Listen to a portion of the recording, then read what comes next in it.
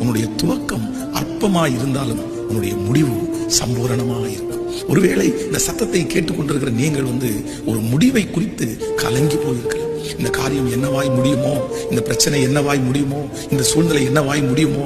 ஆனால் ஆண்டவர் வாக்கு கொடுக்கிறார், அந்த முடிவை நினைத்து நீங்கள் கலங்கவே வேண்டாம். முடிவு இப்படித்தான் ஆக போகிறது, இப்படித்தான் ஆகும் என்று எத்தனை பேர் வேண்டும் என்றாலும் சொல்லலாம். ஆனால் ஆண்டவர் இன்று உங்களுக்கு வாக்கு கொடுக்கிறார், நீங்க கலங்குகிற அந்த காரியங்கள், நீங்கள் எதிர்பார்த்துட்டு இருக்கிற அந்த காரியங்கள் தீமையாய் அல்ல, நன்மையாய் முடியும். எப்பொழுதுமே கர்த்தர் ஆரம்பிக்கிற சில துவக்கங்கள் அற்பமாகத்தான் இருக்கும். நீ இதை முடிக்க மாட்டாய், இதை கண்டிப்பாக செய்ய முடியாது, இந்த காரியத்தை வைத்து நீ என்ன செய்ய போகிறாய், இது அற்பமானது.